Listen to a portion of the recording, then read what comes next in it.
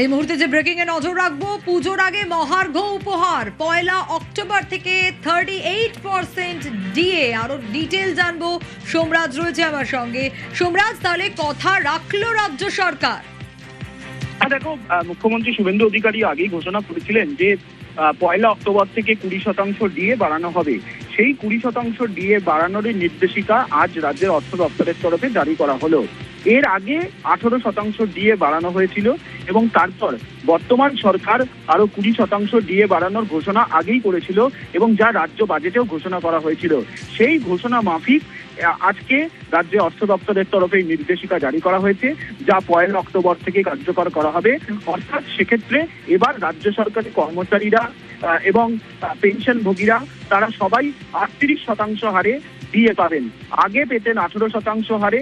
রাজ্য সরকারি কর্মচারীদের জন্য 1 অক্টোবর থেকেই 20% ডিএ বাড়ানোর ঘোষণা মুখ্যমন্ত্রী শুভেন্দু অধিকারী করেন এবং তারই নির্দেশিকা আজ রাজ্য অর্থ দপ্তরের তরফে জারি করা হয়। তুমি জানো, মুখ্যমন্ত্রী শুভেন্দু অধিকারী তিনি জানিয়েছিলেন যে পুজোর আগেই এই বর্ধিত ডিএর টাকা সরকারি কর্মচারীরা পাবেন, পেনশনভোগীরা পাবেন। ইতিমধ্যেই তার প্রস্তুতিও নিতে শুরু করেছে অর্থ দপ্তর। আর সেই নির্দেশিকা আনুষ্ঠানিকভাবে জারি করা হলো অর্থ দপ্তরের তরফে।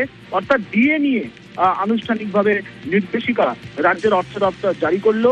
রাজ্য বাজেটে ঘোষণা মাফিক যে 20% ডিএ 1 অক্টোবর থেকে কার্যকর করা হবে, সেই 20% ডিএ এবং এর আগে সরকারি কর্মচারীরা আরো 18% ডিএ পেতেন। অর্থাৎ মোট 38% হারে সরকারি কর্মচারীরা 1 অক্টোবর থেকে ডিএ পাবেন। সেই নির্দেশিকা আনুষ্ঠানিকভাবে রাজ্যের অর্থ দপ্তরের তরফে জারি করা হবে। বেশ।